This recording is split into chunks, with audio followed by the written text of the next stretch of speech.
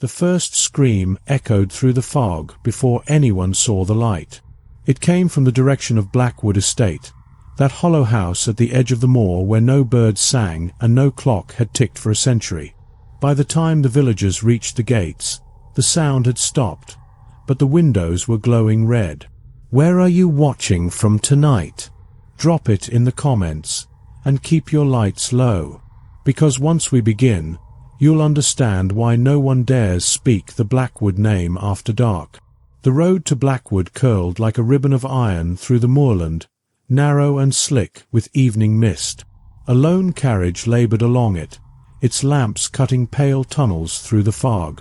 Inside, Evelyn Blackwood sat rigid as the trees loomed close to the glass, her gloved fingers clasped in her lap. The air smelled faintly of peat and rain. Somewhere in the dark beyond the hedgerows, a night bird gave a single cry and fell silent again. She had not seen the estate in nearly 5 years. Yet even now, as the horses crested the final rise and the great house emerged from the haze, it stood unchanged, a brooding monument of grey stone and ivy, its many windows lit in scattered yellow flames, like the eyes of some half-waking beast. Blackwood had been built in the late 1700s, but its heart was older than its walls. It stood upon a hill of ancient burial ground, the villagers whispered, and the foundations had drunk deep of old blood. Its parapets had seen fires, births, duels, drownings, a lineage cursed as much as crowned. And at the centre of that lineage were Evelyn and her brother, Nathaniel. As the carriage clattered beneath the archway, she glimpsed the carved motto over the gate, Peritus per sanguinem, purity through blood, the words catching what little light remained. She turned her gaze away. A figure waited upon the steps as she descended. Mrs. Hemmings, the housekeeper, her face lined and half hidden under her black bonnet. "Miss Evelyn," she said softly, voice rasping like parchment, "the master will be glad to know you've arrived." "The master," Evelyn repeated. The title tasted strange. Nathaniel had once sworn never to bear it. Their father had died the previous winter, and the estate had passed. Not to her, though she had been the elder by 3 minutes, but to him by law and by blood. She followed Mrs. Hemmings through the echoing corridor. The air inside smelled of beeswax and old books. Dust lay thick upon the portraits, though the faces beneath were still sharp. Stern men in dark coats, women with pale throats and secretive eyes. One portrait, a lady in crimson with Evelyn's same narrow jaw, seemed to watch her as she passed, as though judging her return. In the drawing-room, a fire crackled weakly. Nathaniel stood before it, tall and grave, his hair a shade darker than hers, his expression unreadable in the dim light. "Evelyn," he said simply. "Brother." For a long moment neither spoke. Then, quietly, she set down her gloves and stepped nearer. "You summoned me," she said. "Your letter spoke of an urgency." "I did," Nathaniel replied, his tone low. "And there is one. Father's affairs were tangled. The estate's inheritance is not as simple as I was led to believe." She studied him, her pulse quickening. "You mean there are debts?" "Worse," he said. "Conditions." He moved toward the writing desk, took up a folded parchment sealed with a Blackwood crest. "Father's will binds us both more closely than I imagined. The solicitor in York confirmed it this morning." Evelyn accepted the paper, fingers trembling slightly. As her eyes skimmed the dense handwriting, the fire popped behind her, scattering sparks into the dark. The Blackwood line must remain unbroken and untainted. Should either heir wed outside the blood, the estate shall pass to the crown, and the house shall be sealed until its name be dust. Evelyn lifted her gaze. "Surely this cannot be enforced." "It can," Nathaniel said quietly, "and it will. The solicitor has filed it. There are clauses reaching back 3 generations. Father insured that much." A cold unease swept through her. The old whispers from their childhood, tales of ancestors who had married cousins, who had buried their stillborn heirs in the chapel crypt, returned like ghosts at the edge of thought. "You don't believe we must obey it," she said finally. Nathaniel's eyes met hers. "Obedience is not the question. It is survival." The silence deepened. Outside, the rain began to fall, faint at first, then harder, beating against the tall windows like 1,000 fingers. She spoke almost to herself. "You think Father knew this would bind us to one another?" "I think," Nathaniel said, his voice scarcely more than a whisper, "that he meant it to." The clock struck 8. The sound echoed through the long corridors like a tolling for something unseen. Evelyn turned toward the fire, feeling the heat lick her cheek, though her skin had gone cold. "This house," she murmured, "has always demanded too much from those who bear its name." Behind her, Nathaniel said nothing. Only the flames answered, throwing their restless light upon the walls where the eyes of the portraits seemed, one by one, to wake. The rain did not cease through the night. It fell in thin, silver sheets that blurred the line between sky and earth, and by morning the moors lay drowned in mist. Blackwood's chimneys bled smoke into a pallid dawn. Inside, the corridors seemed longer, the air heavier, as though the house itself had swollen with the wet. Evelyn did not sleep.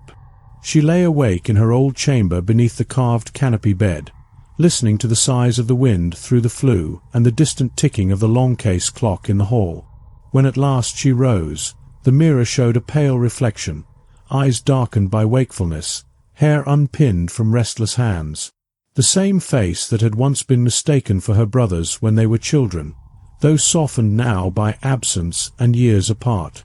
At breakfast, Nathaniel sat alone at the far end of the table, a folded newspaper before him, though his eyes barely moved across its columns. Mrs. Hemmings had laid out the meal, eggs cooling on porcelain, toast untouched, a pot of tea gone tepid. "You did not come down last night," he said as she entered. "I could not," Evelyn answered. "The house," she hesitated. "It feels altered." Nathaniel looked up then, studying her with a faint crease between his brows. "Altered or alive?" She forced a thin smile. "Perhaps both." He set aside the paper. "I walked the grounds at dawn. The soil is waterlogged, but the old chapel still stands. You should see it again. It hasn't changed since we were children." "I remember it too well," she said softly. "The tombs, the smell of damp stone." Nathaniel's gaze lingered on her. "Do you still dream of it?" She did not answer. There had been a time, long ago, when they were scarcely 12, when they would slip from their beds and wander to that ruin by candlelight, daring one another to open the iron gate of the crypt below. It was there, years later, that their father had forbidden them to return. Mrs. Hemmings entered quietly to clear the plates. "The solicitor, Mr. Hargreaves, will arrive this afternoon, Master Nathaniel," she said. "He telegraphed from York." Nathaniel nodded. "Prepare the east study." Evelyn watched him as he rose from the table, the morning light cutting sharply across his profile. He seemed taller than she remembered, his bearing more severe, yet something of the boy remained, in the set of his jaw, in the restlessness that shadowed his calm. After he left, she lingered by the window. The fog was lifting, and through it she could make out the faint silhouette of the chapel at the edge of the grounds, roof half collapsed, ivy clutching the stones like a dark hand. She found herself drawn toward it before she had quite decided to go. The air outside was thick with the scent of wet earth and leaves. Crows gathered on the fence posts, watching her with bright, indifferent eyes.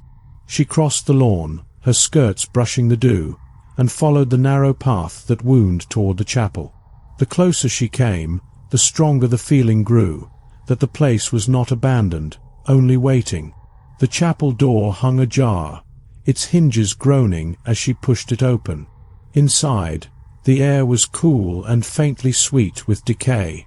Shafts of light pierced through the holes in the roof, catching motes of dust that drifted like tiny spirits. She moved slowly between the pews. The altar still stood, though the cloth had rotted to threads. Behind it, a stair spiraled down into darkness, the crypt. Her hand trembled as she touched the iron railing. Childhood dared her to descend. Reason told her to turn away. But the echo of her father's words, the will, the blood, the binding, seemed to breathe through the stones themselves. She took one step downward, then another. The air cooled sharply. Her candle flame wavered. The stairs ended in a small, vaulted chamber lined with niches. Within them lay coffins, some stone, others would gone grey with age. Upon one of these rested a plaque, its lettering faint but legible. Thomas Blackwood, 1791 to 1848. Peritus per sanguinem. Evelyn's light flickered over the inscription, and for an instant she thought she saw something move, a shifting shadow behind the far wall. But when she turned, there was only stillness, and the steady drip of water from the ceiling. A whisper, faint as breath, brushed her ear. She spun, candle shaking. Nothing. Only her name, perhaps imagined, Evelyn. She fled then, up the steps and into the grey daylight, heart hammering. From the edge of the hill, she saw Nathaniel walking toward the house with Mr. Hargreaves, the solicitor, beside him, a stout man in a black coat carrying a leather case. Her brother paused when he saw her standing by the chapel, her skirts muddied and her expression pale. His look was unreadable, though she felt in it a trace of concern, or perhaps suspicion. That evening, the storm returned. In the east study, the fire burned low as Mr. Hargreaves read aloud from the old documents he had brought.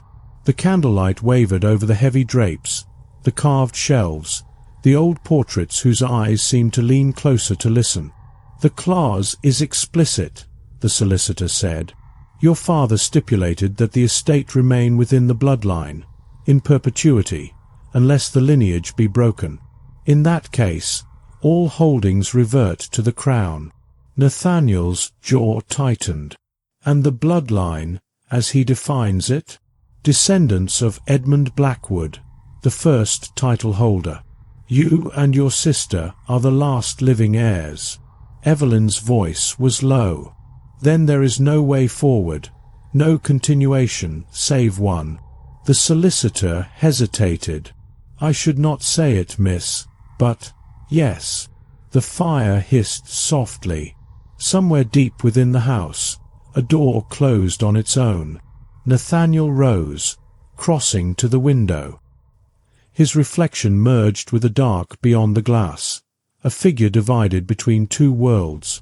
"Leave us, Mr. Hargreaves," he said at last. "You have done what was required." When the door shut, Evelyn's voice came again, scarcely more than a whisper. "You cannot mean to obey this madness." He turned to her. "And if I do not, we lose everything. The servants, the land, the graves of our ancestors, all will be seized. I would rather see the house fall than—" "Than what?" Her breath caught. He stepped closer. "You think I do not know what this means? That I do not despise it? But our name is all that remains. Father knew we would not turn from it." Evelyn shook her head, though tears brightened her eyes. "Father is dead. Let his curse die with him." Nathaniel's voice softened. "You know it is not so simple. There are eyes upon us, tenants, villagers, even the church. They know what is written. They watch for weakness." "And what of God?" she whispered. He laughed quietly, without mirth. "God has not walked these halls in centuries." Lightning flashed, stark and white, filling the room with brilliance. For a heartbeat they stood like two figures carved from the same marble, twin in form, bound in fate. Then darkness swallowed them again. The rain that night came in waves, sheets of cold silver that lashed the windows and filled the house with a steady, muffled roar. The wind moaned through the chimneys like a living thing, and the fire in the east study sank to coals. Nathaniel and Evelyn remained as they were, standing in the darkened room, the space between them drawn thin by silence. For a long time neither moved. Then, slowly, Evelyn crossed to the hearth and laid her hand upon the mantel. The marble was cold beneath her skin. "This cannot be spoken of," she said. Nathaniel's voice came quietly behind her. "It already has been. Mr. Hargreaves will not stay silent long. He is a man of record and ink. He will see what is written fulfilled." Evelyn turned to face him. "Then we must act before he does." He regarded her, eyes shadowed, unreadable. "You mean to destroy the will?" "I mean," she said, her tone sharpening, "to be free." A sound came from the corridor beyond, faint footsteps, or perhaps the creak of a board under weight. Both of them turned their heads. The noise ceased. When she looked back at him, his expression had changed. "You cannot free yourself from this, Evelyn. You are part of it, as I am. The house binds us." "The house," she whispered. "Always the house." He stepped closer. The air between them tightened, filled with the scent of smoke and rain. "Father built this place as a fortress against time. Every stone carries his will. Do you think we can stand outside it?" Her eyes glistened, though no tears fell. "Then tell me, brother, what are we to do?" Nathaniel's hand rose, hesitated, then fell to his side. "We do what must be done." The thunder rolled over the moor like a growl from beneath the earth. The following morning dawned pale and windless. The storm had passed, but the air felt heavy, charged with a strange stillness. Evelyn woke late, the faint scent of smoke lingering in her room. Someone had been there in the night. She thought she'd heard a door close softly hours before dawn. When she descended the grand staircase, Nathaniel was already in the library. The room smelled of damp parchment and candle wax. He stood before the great desk with several documents spread out before him, the will among them. "I sent Hargreaves away," he said without looking up. "He will not return until I summon him." She moved closer. "You paid him. I made it worth his silence." Her gaze drifted to the parchment. "And the will remains," he said, tapping a finger upon the wax seal. "It cannot be undone by money. The Crown will expect proof of lineage, heirs. The law requires union." Evelyn felt her stomach tighten. "There are other ways," she whispered. "We could forge adoption, claim a distant cousin." "There are no cousins left," he said. "You know that as well as I." The silence that followed was heavy enough to seem alive. From outside came the distant sound of hooves, a carriage passing along the road toward the village. Life continued beyond Blackwood's walls, but within them, time itself seemed suspended, turning endlessly upon its own name. Evelyn moved to the window. The mist lay thick again over the grounds, curling around the old chapel like a veil. "I went down there yesterday," she said suddenly. Nathaniel's head lifted. "To the chapel? To the crypt? I saw our ancestors." His brow furrowed. "You should not have gone alone. I had to see what he meant us to inherit." She turned toward him. "It isn't land, Nathaniel. It's this sickness, this hunger to keep the name alive, no matter the cost."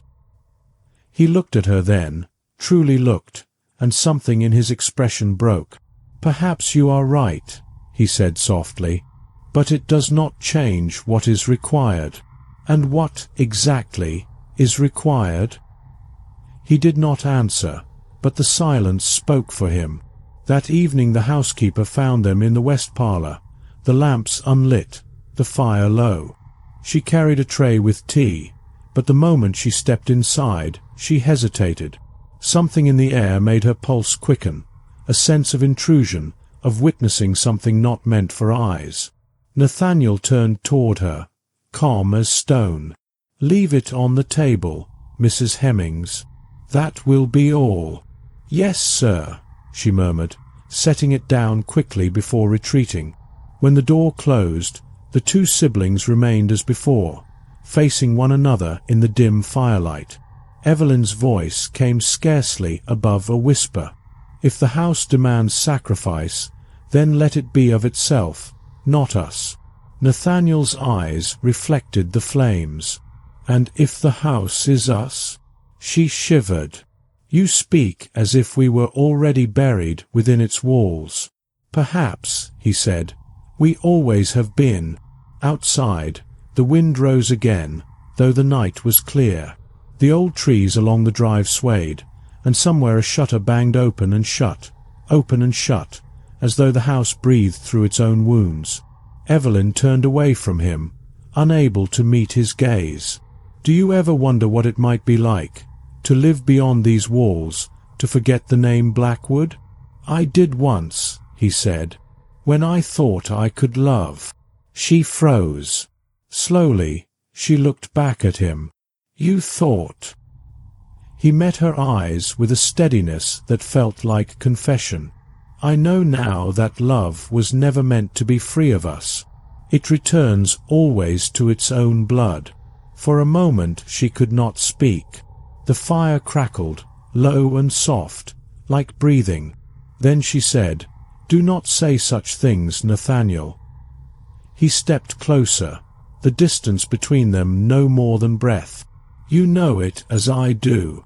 You feel it. The house only mirrors what already is." Her voice broke. "Stop." But he did not. He reached for her hand, and though she meant to pull away, she did not. The weight of generations pressed upon them, portraits staring, stones listening, the storm's memory whispering in the chimneys. When he spoke again, his voice was barely a murmur. "Then let the vow be ours alone. None shall know. The blood will remain pure, and the estate will live." Evelyn felt her pulse thundering in her throat. She could not tell whether it was horror or something more dangerous that gripped her. The air between them seemed to burn. At last she whispered, "A vow is a grave thing, Nathaniel." He smiled, not with joy, but with the certainty of a man already damned. "So is our name." Night came without stars. Clouds pressed low upon the moors, swallowing what little light the moon could offer. The house stood like a tombstone against the dark, its many windows reflecting only the faint glow of the fires within. Somewhere deep inside, a clock struck 11, and the sound rolled through the corridors like a slow heartbeat. Evelyn moved quietly along the gallery, her steps soft on the carpet.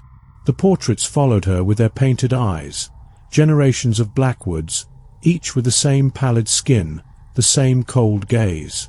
Her candle trembled in her hand, its light casting tall, restless shadows across the walls. She had not seen Nathaniel since sunset. He had gone to the library to prepare, or so he said. Prepare. The word itself was heavy with dread. What they were about to do was not lawful, nor holy, but it was binding. When she reached the library door, she found it slightly open. A thin ribbon of light spilled into the corridor. She hesitated a moment, hearing only the faint crackle of fire and the whisper of turning pages. Then she entered. Nathaniel stood beside the hearth, a thick leather-bound volume open upon the table. The air smelled faintly of iron and salt. On the desk lay 2 small silver chalices and a narrow knife, old but polished to a mirror sheen. "You're late," he said without looking up. "I had to think," she answered. He closed the book gently. "Thinking will not change what must be done." Evelyn's eyes moved to the knife. "You found it, then?" "It was father's," Nathaniel said. "He used it to mark the inheritance seals. It bears the crest." She stepped closer, and the candlelight caught upon the blade, a faint engraving of the Blackwood sigil, a serpent coiled about a crown. Beneath it, the family words, "Peritus per sanguinem." "Through blood," she whispered. Nathaniel met her eyes. "If the estate is to live, we must seal it again in the same manner it was born.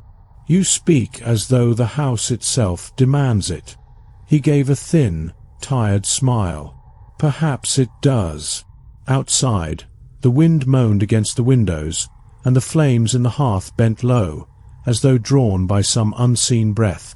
Evelyn felt the air shift, the kind of stillness that comes before something vast, something irreversible. Nathaniel poured a dark liquid into the chalices, wine, deep as garnet. "This was kept in the cellar vault. Father said it was pressed the year we were born." She watched as he lifted the knife. "Tell me what to do." "Stand before the fire," he said. "The oath must be spoken with flame between us." She obeyed. The light touched her face, catching the pale shimmer of her gown, the gleam of the locket she wore, their mother's, containing a lock of each of their infant hair, bound together. Nathaniel pricked his palm first. The knife's edge drew a single, clean drop of crimson that fell into the cup. He did not flinch. Then he handed her the blade. Evelyn hesitated.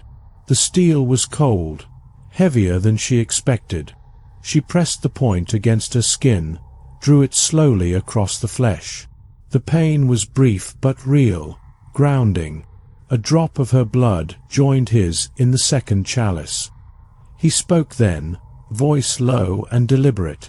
"By this mark we bind the blood of Blackwood to itself. None shall divide it, none shall dilute it. Through us the name endures." Evelyn echoed the words, her voice trembling at first, then steady. "Through us the name endures." They raised the cups. The air seemed to hold its breath. When they drank, the fire roared, a sudden surge of light and heat that threw their shadows against the ceiling like living things. For a moment, the room spun. Evelyn felt her heart quicken, her vision narrowing to a tunnel of gold and red. The walls seemed to pulse, the portraits shimmered. "Nathaniel," she gasped. He steadied her. "Do you feel it?" "Yes," she whispered. "What have we done?" "The house knows," he said. "It accepts us."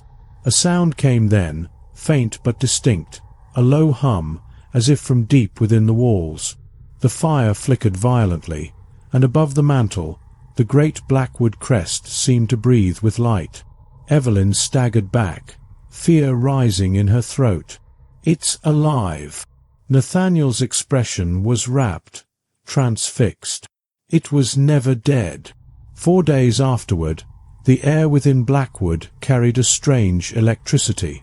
The candles burned longer, their flames bright and steady. Doors opened more easily. The floorboards ceased their restless groaning. Even the servants whispered that the house felt awake, though none could say why. Evelyn walked the halls in silence, her hand often pressed against her chest, where beneath her skin she could feel her heartbeat like a hidden drum. At times, when she passed the old portraits, she thought she heard faint murmurs, words without language, voices layered one atop another like distant waves. Nathaniel spent long hours in the library, studying the family records. He grew pale, feverish with purpose. "Every generation has made the oath," he told her one night, "in different forms, but always with blood. It is why the estate has never fallen." "And what of those who refused?" she asked. He looked at her slowly. There were none. That night, Evelyn dreamed of the chapel. She saw the crypt again, the stone coffins arranged in their neat half-circle. But the lids were open now, and from within each rose a faint red light, pulsing softly like embers. When she woke, her hand was clenched tightly around her locket, and a thin line of dried blood marked her palm where the cut had reopened. 3 days later, the first sign appeared. Mrs. Hemmings found it while sweeping the entrance hall, a thin trail of dark moisture seeping from beneath the wall near the grand staircase. At first she thought it water from the rain, but when she touched it with her cloth, it left a rusty stain. By nightfall, the stain had spread, branching veins of reddish-brown, running like roots through the plaster. The servants murmured prayers. Nathaniel forbade them from speaking of it. "It is nothing," he said, "merely the old pipes." But Evelyn knew better. She felt it when she passed, the faint warmth that radiated from the wall, as though something beneath it stirred. That evening she confronted him. "It's the house," she said. "It's answering the oath." Nathaniel's hands trembled as he closed the ledger. "Then it is keeping its promise. To what end?" He looked up, eyes bright with something between awe and fear. "To live." By the 4th night after the oath, the house no longer slept.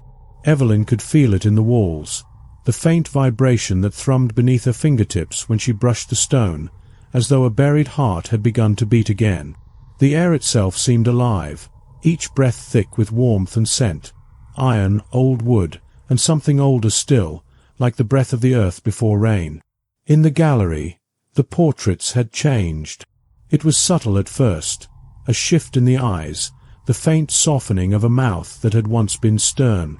When she passed them by candlelight, she could have sworn their gazes followed her longer than before, as if they recognized her anew. Nathaniel claimed it was her imagination. Yet he too had grown pale and restless, and she sometimes heard him pacing his room long past midnight, whispering to himself. On the 5th morning, a servant fled the house entirely. Young Thomas, the stable hand, had gone to feed the horses and returned babbling of a figure standing in the fog, a man shaped of smoke, wearing the crest of Blackwood upon his breast. Nathaniel dismissed it as superstition, but the next day the stables stood empty. Every horse had broken its tether and vanished into the moor. That evening the house fell utterly silent. Even the wind seemed to avoid the eaves, and the air grew heavy, breathless. Evelyn stood by the window of the west parlour and watched the light fade from the horizon. The last streaks of gold bled into grey, and then nothing remained but shadow. She turned and froze. In the far corner, where the lamplight did not reach, a shape lingered. Not quite a man, not quite a shadow. It had the outline of someone she half remembered from childhood, tall, broad-shouldered, his features blurred as though drawn in smoke. Her breath caught. "Father!" The figure did not answer, but its head turned toward her, and the faintest glint of silver, a signet ring, shone on its hand. When she blinked, it was gone. Nathaniel found her soon after, still standing by the window, her candle guttered to wax. "You saw something," he said. "I saw him." He did not ask who. He knew. "The house is showing us its memory," he murmured.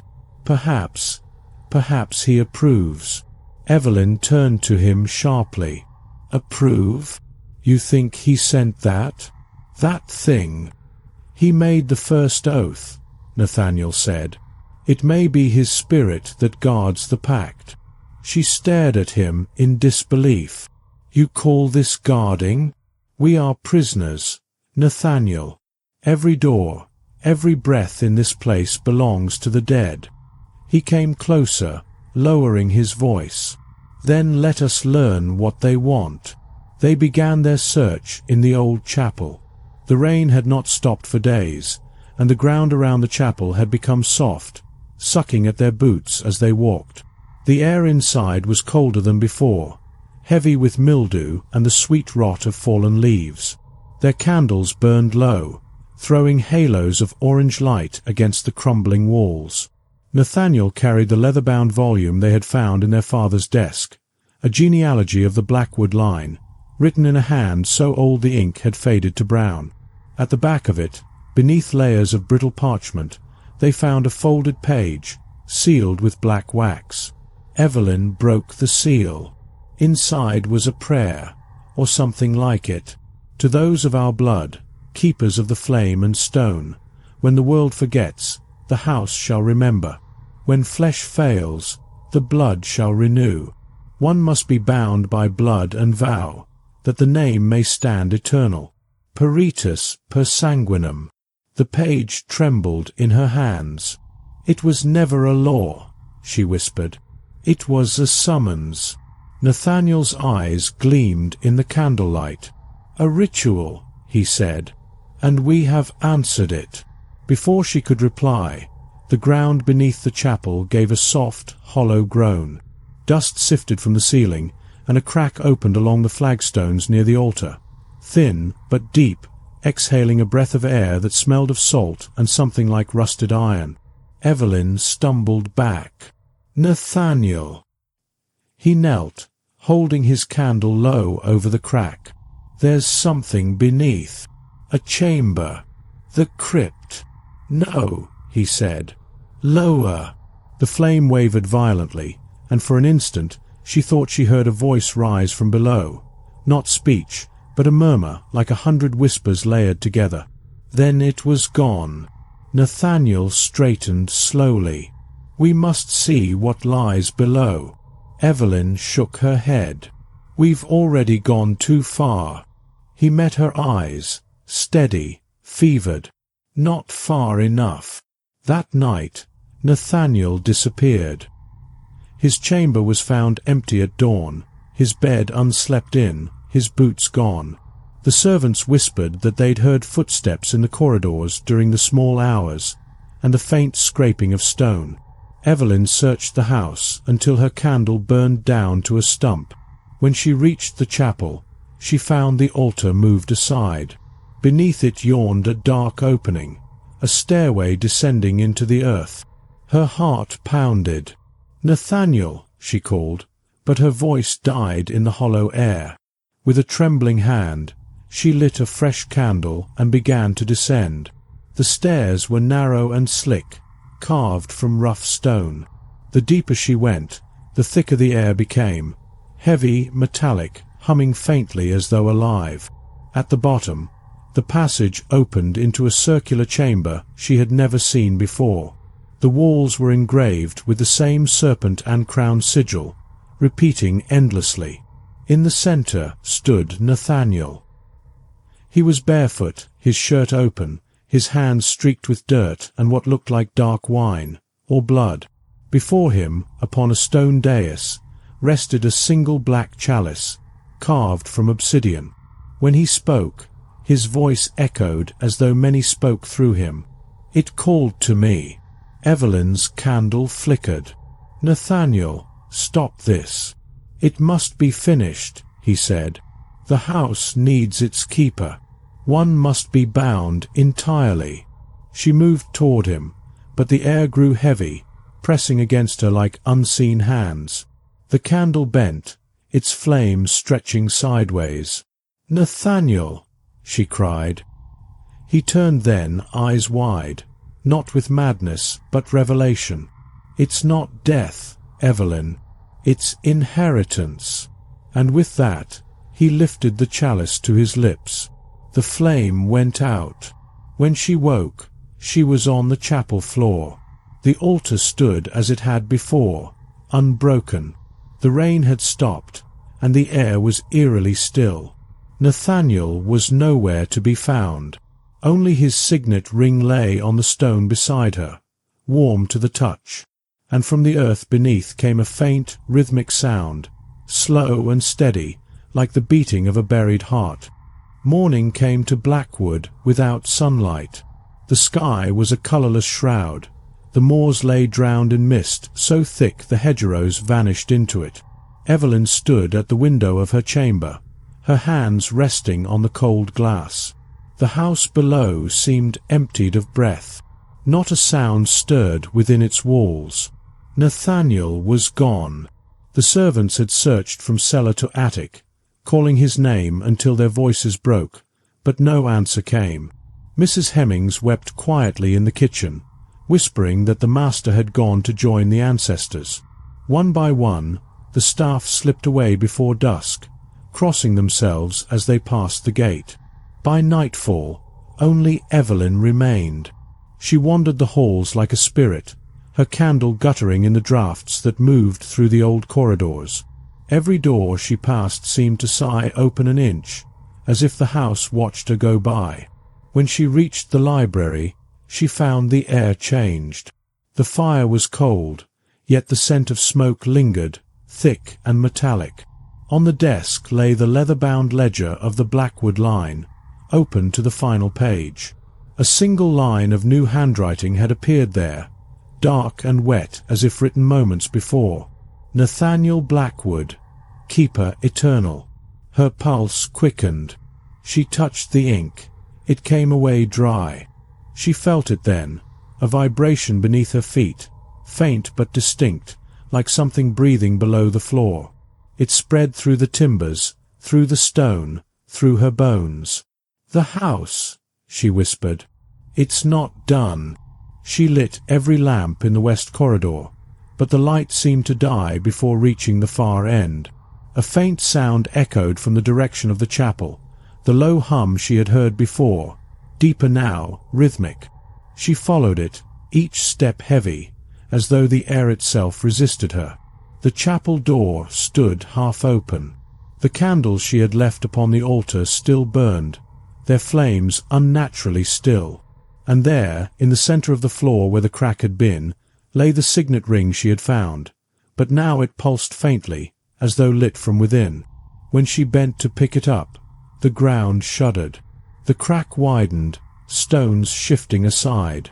A cold wind rose from below, carrying a voice that was not quite her brother's, yet not unlike it. "Evelyn!" Her throat tightened. "Nathaniel!" The blood is bound. The heart awakes. The voice came from everywhere, from the stone, from the air, from within her chest. She stumbled backward as the floor split open completely. Dust and fragments rained down, and beneath the chapel yawned a vast black hollow, not carved by men, but grown, as if the earth itself had opened a wound. Far below, something gleamed, the faint red pulse of the buried heart. Evelyn found herself descending once more into darkness. The stairs were gone. She moved through tunnels that seemed to shape themselves around her, breathing softly as she passed. The walls glistened with moisture and veins of dark mineral that throbbed faintly with light. When she reached the chamber at the core, she understood the truth. There was no tomb, no crypt, no coffin. The chamber itself was the heart. Its walls moved with a slow pulse, and at its centre stood a shape like a man wrought from shadow and light. Nathaniel, or what remained of him. His eyes were closed, his skin as pale as wax. From his chest radiated the same dull red glow that filled the chamber. Evelyn approached, her candle barely a spark against the living dark. "Nathaniel," she whispered. His eyes opened. They were not his own any more, endless and bright, reflecting the same light that bled from the walls. "You came," he said, though his lips barely moved. "It's awake because of us, because of you. What have you done?" He smiled faintly. "What was always meant. The bloodline needed a keeper. I answered the call. The house and I are one." She shook her head. "No, no, you're alive. You can leave this place." He lifted a hand. The movement stirred the air. Dust swirled like ash. "There is no leaving. The house feeds on what it holds. Every stone remembers every life. I can feel them all, our father, his father before him, all the way to Edmund. They whisper, 'Evelyn,' they ask for you, for me, to finish it." She backed away, horror clawing at her chest. "I won't." The chamber trembled. The light brightened until she had to shield her eyes. His voice came again, layered and resonant. "If you will not join, it will die. The moor, the land, the blood, all will fade." "Then let it fade," she said through tears. "Let it end." The pulse faltered, the glow dimmed. For the first time, he looked afraid. "You don't understand. It can't end. It only sleeps, and we are its dream." He reached toward her, and though she flinched, his hand stopped inches from her cheek. "Please," he whispered, and for a heartbeat she saw the brother she knew. "Don't let me be alone down here." Her tears fell onto the floor. The stone drank them greedily. She fled, up the tunnels, through the chapel, into the pale morning that barely broke the fog. The air was cold and clean, and the sound of her own heartbeat thundered in her ears. When she looked back, the chapel door had closed. For 2 days she did not sleep. She wandered the empty house, speaking to no one. Sometimes she thought she heard footsteps following her. Sometimes she felt a breath at her neck when she passed a darkened corridor. On the 3rd night, she entered the library again. The ledger still lay open. Below Nathaniel's name, a new line had appeared in the same dark hand. "Evelyn Blackwood, heir to the heart." Her candle trembled. The pages turned on their own, riffling backward through the generations until they stopped at the first. Edmund Blackwood, 1721. Beneath his name, scrawled faintly in the margin, were words she had never noticed before. The blood must wake twice. She understood then. Nathaniel's vow had been only half the ritual. The other half waited for her. The night pressed close around Blackwood. The fog had thickened into a living thing, crawling through the cracks beneath the doors and pooling along the floors. Evelyn sat before the cold hearth, the ledger open on her knees, the words "the blood must wake" twice echoing in her head like a tolling bell. The house was no longer quiet. It murmured constantly now, the creak of beams, the sigh of plaster, the faint shuffle of movement just beyond sight. When she tried to sleep, she dreamed of the heart below, vast and slow, breathing with the rhythm of the tides. Sometimes she thought she heard Nathaniel's voice rise through the stone, calling her name not in anger but in plea. She had barred the chapel door, but each morning she found it ajar again, as though something inside refused to be shut away. By the 4th dawn, she no longer lit candles. The darkness itself seemed gentler than the flame. Evelyn began to find signs that the estate was shifting. The ivy on the outer walls no longer grew toward the sun but downward, roots thickening as though burrowing into the stone. The ground beneath the great oak had split open, revealing veins of black crystal that pulsed faintly when touched. The servants who had fled into the moor were never seen again, but sometimes at dusk she saw shapes in the mist, outlines of familiar faces, pale and silent, watching from the tree line. She spoke to them once. "Go," she whispered through the open window. "You don't belong here." And the shapes only tilted their heads, in perfect unison, before vanishing into the fog. The next morning, she found wet footprints in the hall outside her chamber. On the 7th night, she returned to the chapel. She no longer knew whether she did so by will or by the quiet persuasion that lived in the walls. The air was thick with the scent of myrrh and dust. The crack in the floor had sealed itself, smooth stone where the wound had been. In the centre stood the chalice, the same black vessel Nathaniel had lifted, now empty but gleaming as if freshly polished. She approached it slowly. "You took him," she said aloud, though no one was there. "You made him part of you. Is that what you want of me?" The silence answered with a breath of wind. Her candle guttered. Not want, need. The voice came from nowhere and everywhere. It was not Nathaniel's now, but the house itself, deep, resonant, older than memory. "Two to wake the blood, two to bind the name. I won't." Without you, it breaks. Let it break, she cried. Let it die and take its curse with it. You are the curse. The words struck her like a blow. She staggered, pressing a hand to her chest. Lies, she whispered, but her pulse thudded in her throat in perfect time with a faint tremor in the stones beneath her feet. The blood remembers. And suddenly she saw flashes of memory not her own. Edmund in 1721, his hands red with soil as he laid the foundation stones of the house, his wife pale and silent beside him, carrying a child that would never breathe.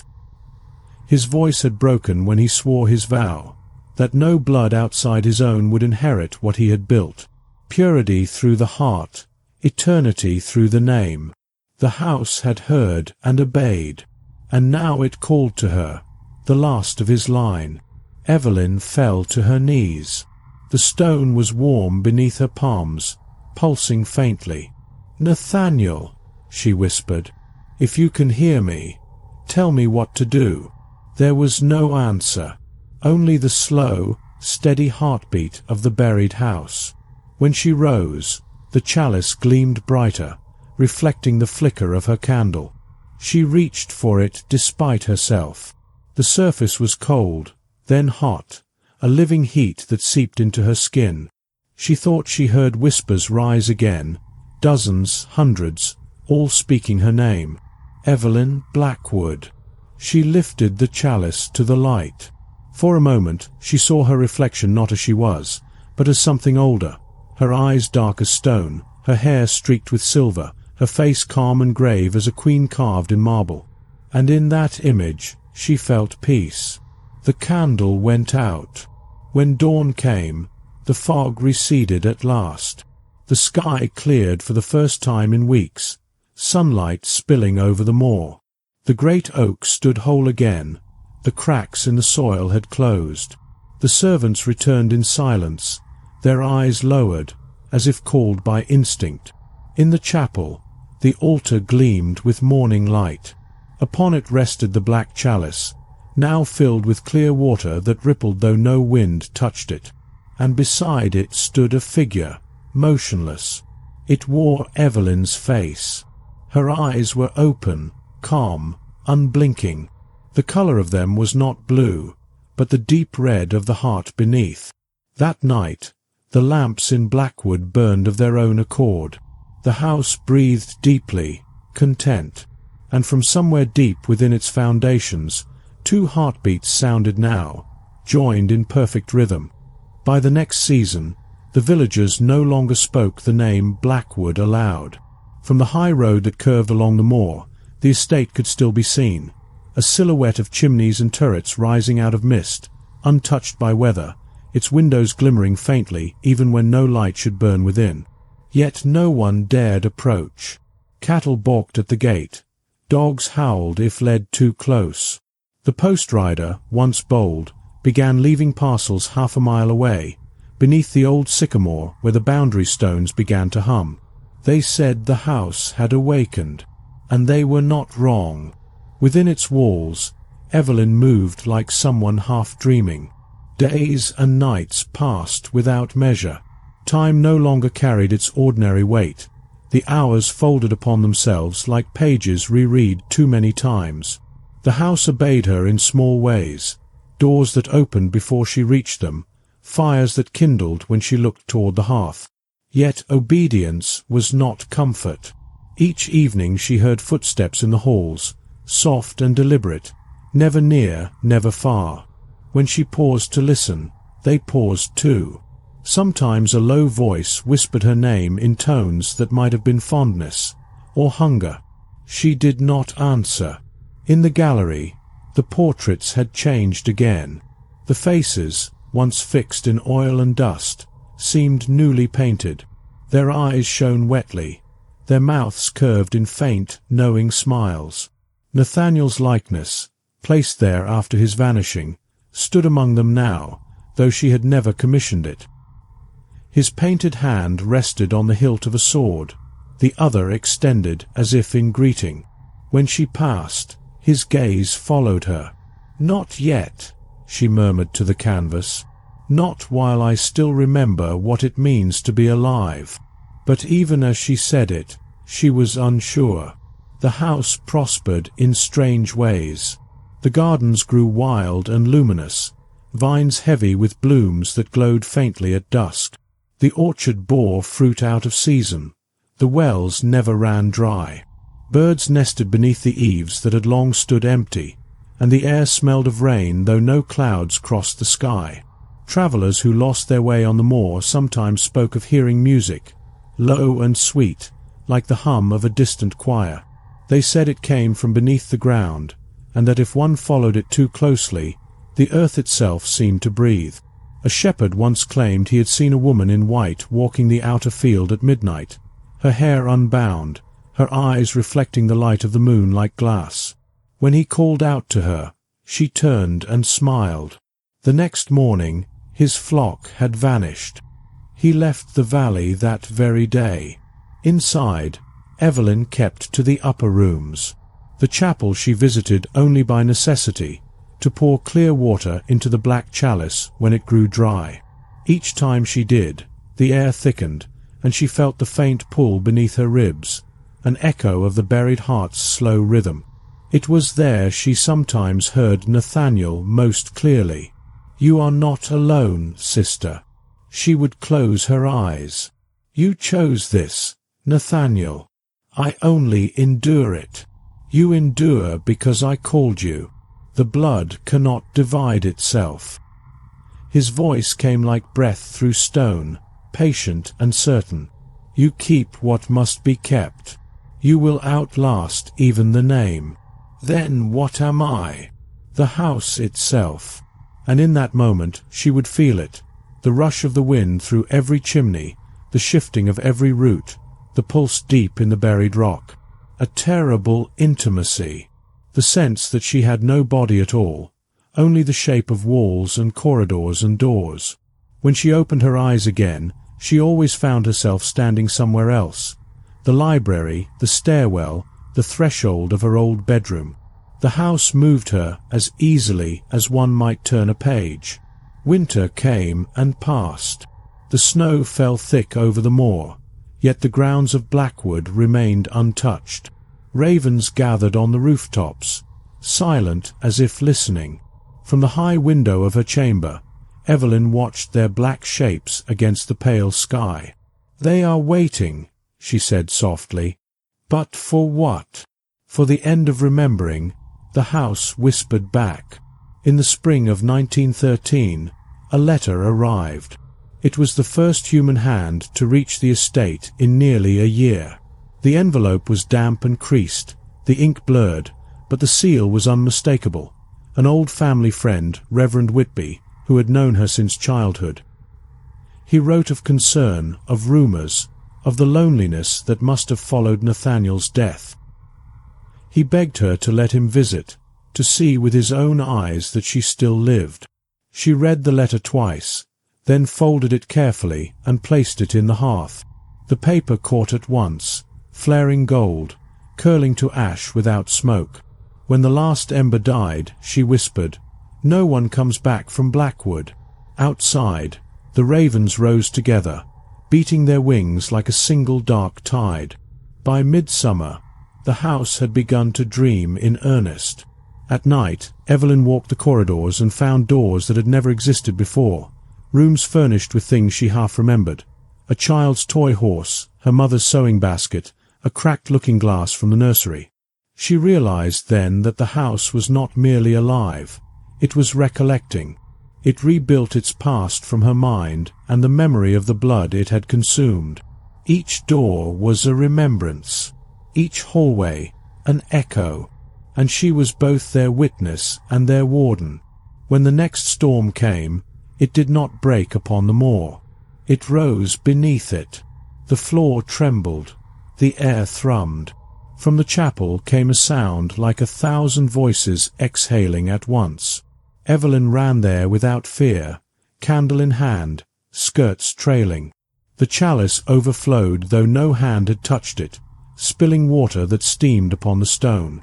The walls bled light. She knew then that the heart was fully awake. The name endures, the voice said, many and one. The keeper stands. Evelyn knelt before the altar, her eyes open wide, her expression neither grief nor joy but something beyond both. And as the storm broke upon the world above, Blackwood stood unmoved, its windows blazing with a steady red light that could be seen for miles. By the autumn of 1914, the world beyond the moor had changed.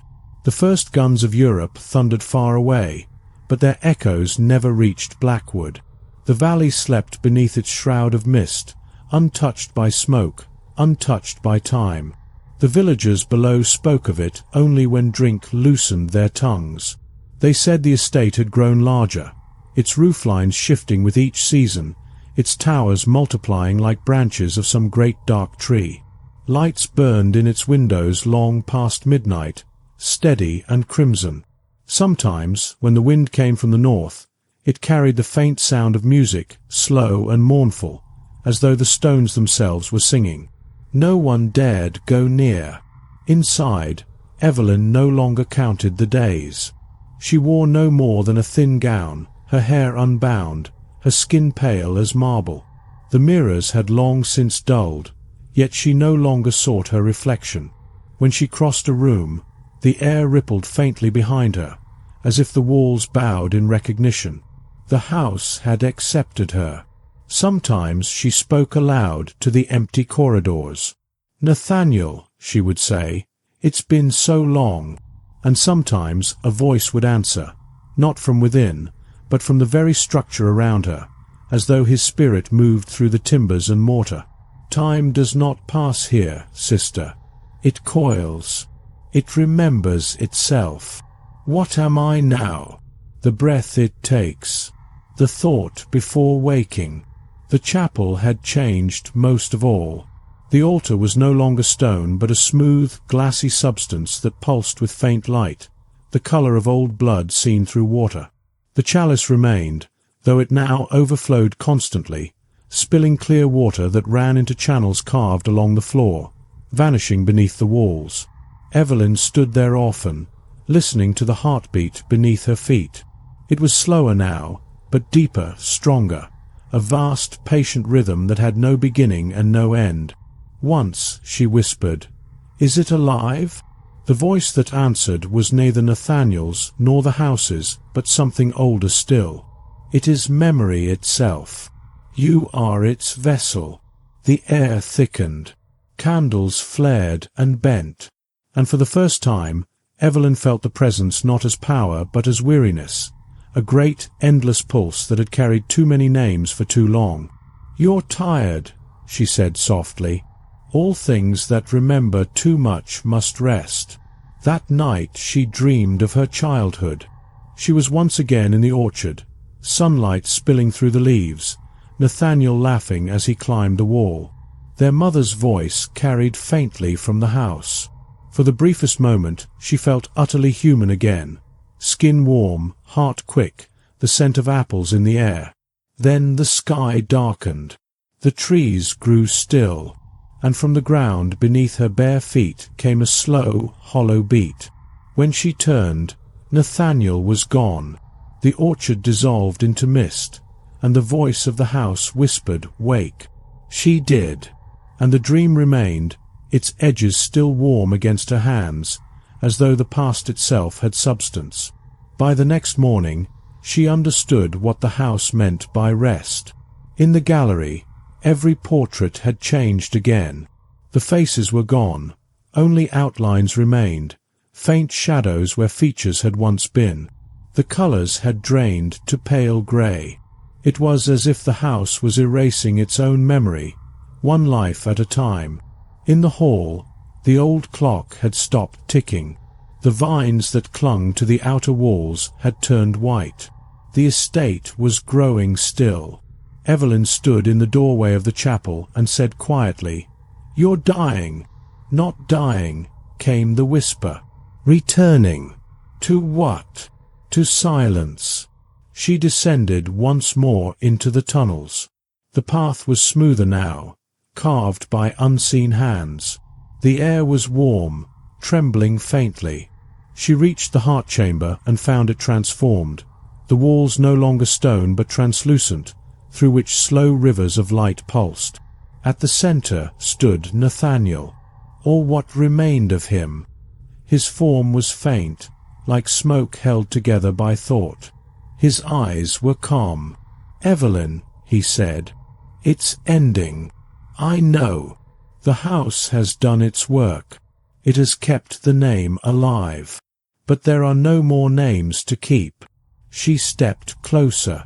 "Then we can leave." He smiled faintly. "We are the leaving." "What do you mean?" "The bloodline was never about the living. It was about the memory. Every vow, every whisper, every heartbeat became part of this. When the last of us accepts it, the house will sleep, truly sleep." She looked around. The walls shimmered, dimming slowly. "And what happens to us?" His expression softened. "We become the dream that keeps the world from forgetting." Her eyes filled with tears. "Will it hurt?" He shook his head. "It already has." Evelyn took his hand. It felt real, warm, alive. Together they stood before the pulsing heart. The rhythm slowed, the light fading with each beat. She whispered, "Then let it rest." And as she spoke, the last pulse came, deep and final. The light dimmed. The walls ceased to move. The air grew still. The house exhaled once, a long sigh that shook the ground, and then was silent. 4 days, the valley lay quiet. Then, one morning, the sun rose clear over the moor for the first time in living memory. Blackwood stood as always, but its windows were dark. The vines that had once clung to its walls had turned to ash. The doors hung open, and inside, every room was empty, dustless, scentless, timeless. In the chapel, the chalice remained, now dry and cold. The portraits in the gallery were blank. The ledger in the library had closed itself. Only one word was written on its final page, in a hand that might have been Evelyn's or Nathaniel's or the house's own. Rest. The villagers eventually crept back to the moor. They found no trace of Evelyn, nor of any life within the house. Some claimed to hear faint laughter when the wind turned right. Others swore that on still nights the chapel bells rang of their own accord. But none dared enter. The estate remained untouched, its gates rusted, its paths overgrown. And when the mists rolled down from the hills each autumn, the people of the valley crossed themselves and whispered, "Let Blackwood sleep." Years slipped from the calendar like pages torn and scattered by the wind. The century turned, and the world remade itself beyond the moor, but Blackwood remained unmoved. The estate watched from its hilltop, dark and silent, its windows hollow eyes that caught the dawn and gave nothing back. The villagers no longer feared it. They had grown used to its silence, to the way fog gathered there first and lingered longest, to the faint hum in the ground when storms passed overhead. A few even claimed to see lights flicker behind the windows some nights, soft and red, though no one lived there any more. Children were warned not to wander close, yet every generation produced one curious soul who climbed the hill despite the stories. Each return changed, quiet, thoughtful, unable to explain what they had seen. One boy said he'd heard music without sound. A girl whispered that she'd felt someone take her hand in the dark, and that it was warm, not ghostly at all. No one was ever harmed. But none of them forgot. In 1952, a historian from London came seeking the truth of the place. Dr. Haversham, a man of tidy logic, spent 3 days exploring the empty house. He found the architecture impossible, halls that doubled back upon themselves, staircases that led upward but returned to the same floor, windows that looked upon rooms rather than the moor. In the chapel, he discovered the black chalice, still unbroken after 40 years. Its surface reflected not his face, but the ceiling above, where faint traces of paint could still be seen, a mural of a heart encircled by thorns. He wrote in his notes that when he touched the chalice, the air seemed to move as though the house had drawn a breath. He left the next morning before dawn, and never published his findings.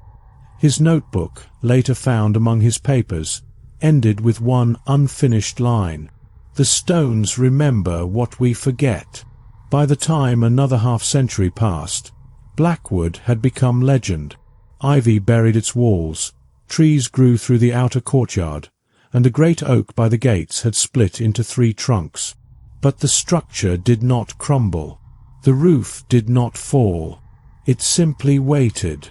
Those who passed the moor at night said they could sometimes hear 2 voices in the wind, one low, one clear, speaking to each other in tones neither mournful nor glad, but full of endless knowing. Others said they saw faint figures in the upper windows, a man in dark coat, a woman in pale dress, standing side by side before the fire that never burned out. No record remained of Evelyn or Nathaniel Blackwood beyond faded parish ledgers and fragments of rumour. Some said they had perished in 1912, others that they had vanished abroad, leaving their estate to rot. The truth, as always, slept beneath the surface of things. And yet, on certain rare mornings, when mist lay low and the sun climbed slow and gold over the heather, the house seemed to breathe. Dew glimmered on its stones like sweat upon living skin. A low tremor stirred through the earth, steady and patient. Deep within the chapel, far below the floor where no light reached, the heart still pulsed, faint, content. Within that quiet rhythm lay 2 shadows joined forever, neither flesh nor ghost, neither memory nor dream. Evelyn and Nathaniel watched the centuries turn, their thoughts one with the soil and the air. They no longer remembered their faces. They no longer spoke of names. But they knew peace. Above them, the house slept, and the moor bloomed, and the world went on forgetting. Until someday, when the blood of their name might stir again in some far-off vein, the house would wake once more to listen, to remember, to begin the dream anew. For nothing ever truly dies at Blackwood. It only waits to be remembered. The house sleeps, the voices fade, and the last candle drowns in its own wax. But some stories never rest. They wait for someone brave enough to listen. If you can still hear the whispers, you know what to do. Subscribe to Eternal Obsidian, and step deeper into the dark.